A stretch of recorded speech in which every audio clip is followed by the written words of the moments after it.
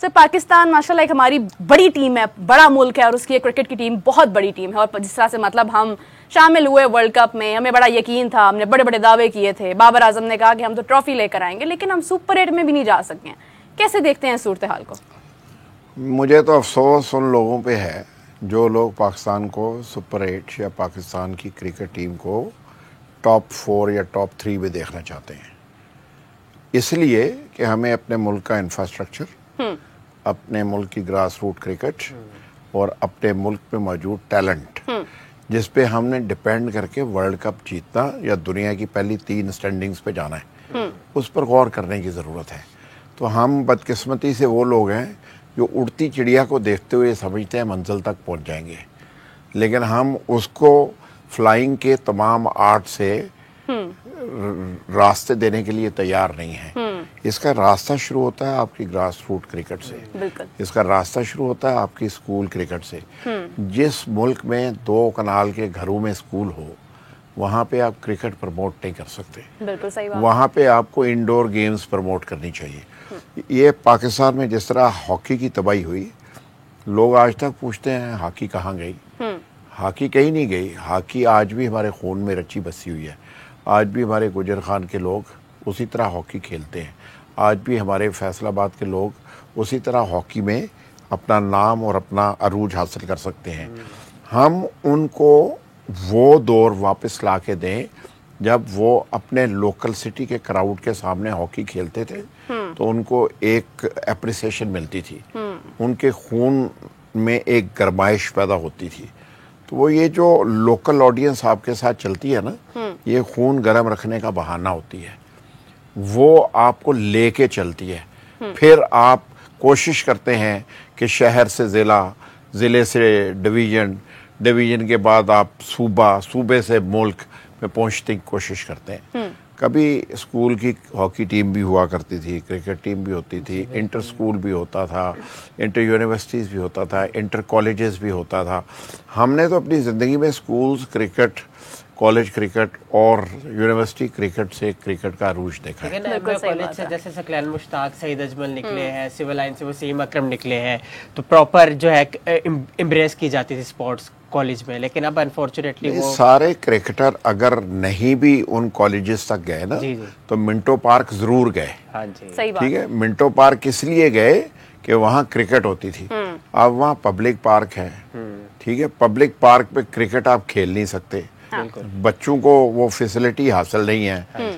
उसके बाद government college पहले अवेलेबल होता था, एफसी कॉलेज अवेलेबल होता था, लाहौर के हर स्कूल के साथ, मोहल्ले के साथ आपको क्रिकेट की फैसिलिटी अवेलेबल होती थी। मैं तो आप एनालिस्टों पे और आप पे बड़ी हैरानगी है कि आप टीम को तीसरी पोजीशन पे, दूसरी पे या पहली पे देख रहे थे। मेरा ख्याल है कि हमें अपना माइंडसेट चेंज करने की ज़रूरत है। हमें बजाय क्रिकेट टीम को क्रिटिसाइज करने से हमें उस एडमिनिस्ट्रेशन, उस फैसिलिटेशन और उस विजडम पर क्रिटिसाइज करना चाहिए जो क्रिकेट टीम को जहां तक पहुंचाने की वजह बनी है। ये बच्चे जो है ना, इनकी गलतियां होंगी। बाबर आजम की कोई गलती भी होगी, शाहीन अफरीदी की भी कोई गलती होगी, रजवान की भी मिस्टेक्स होंगी। क्या हमने उनका साइकोलॉजिकली वो ट्रीटमेंट किया कि वो इन गलतियों से दूर हो सकें?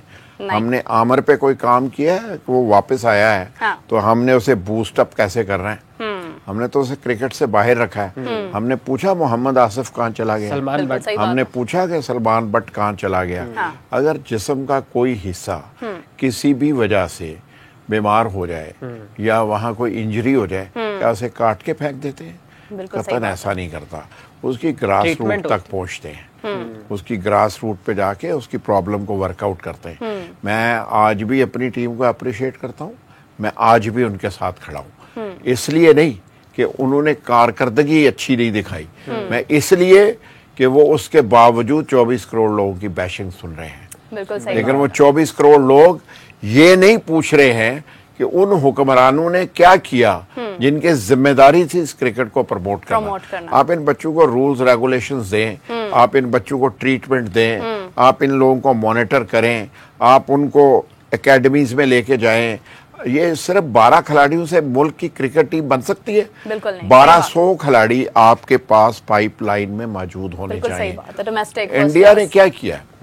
इंफ्रास्ट्रक्चर तगड़ा किया, इंफ्रास्ट्रक्चर मजबूत किया है। अब इंडिया की क्रिकेट को कोई थ्रेट नहीं है। अगले 20 साल ये जो उनकी इंडियन प्रीमियर लीग है उनको क्रिकेटर दे रही है। और हम क्या कर रहे हैं, हम PSL के जरिए सिफारशी खिलाड़ियों को प्रमोट करते हैं। जिसके पास पैसे हैं वो क्रिकेट की टीम खरीद लेता है और अपनी मर्जी से खिलाड़ी खिलाता है। अगर ये क्रिकेट की खिदमत हो रही है तो फिर तो इसी तरह ही है।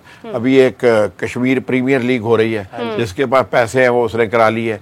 इससे पहले वो सिंध प्रीमियर लीग हुई है, जिसके पास माल था उसने माल कमा लिया है। बिजनेसमैन के हाथों में क्रिकेट आ गई। बिजनेसमैन के हाथों में नहीं आई। बिजनेसमैन तो कभी भी पैसा कमाता है पैसा लगा के, वो पैसा इकट्ठा नहीं करता। ये तो झाड़ू मारने आए हैं, ये तो उड़ते हुए नोटों को इकट्ठे करने के लिए आए हैं। ये क्रिकेट की खिदमत नहीं हो रही इसमें। लेकिन देखें, उनका काम पैसे इकट्ठे करना ही है, लेकिन जिन्होंने उनको परमिशन दी है गलती तो उनकी है। बिल्कुल सही बात है। अब वो इसके बाद पाकिस्तान की इकोनॉमी से भी 2-3 बिलियन निकाल लेंगे। कभी किसी स्पॉन्सर को ले लेंगे, कभी किसी से पैसे ले लेंगे और जेबें भरेंगे, घरों को चले जाएंगे। तो बच्चे जो क्रिकेट खेलते हैं उस इंफ्रास्ट्रक्चर पे आपने क्या खर्च किया? तो मेरा ये ख्याल है कि आप लोग प्लीज, मीडिया की ये जिम्मेदारी बनती है वो क्रिकेट टीम को बैशिंग ना करे, क्रिकेट टीम को बैकअप करे और उनको कहे कि आके इस मुल्क में क्रिकेट की बेहतरी के लिए अपनी तजावीज़ इक़्तिदार के अवानों तक पहुंचाने की कोशिश करें, ताकि लोग समझ सकें कि आपके साथ जुल्म होता क्या है। असल में उन बच्चों का प्रॉब्लम ये है कि वो आते हैं ऐसे घरानों से जहाँ की इनकम 50,000, 1 लाख या 2 लाख माहाना होती है।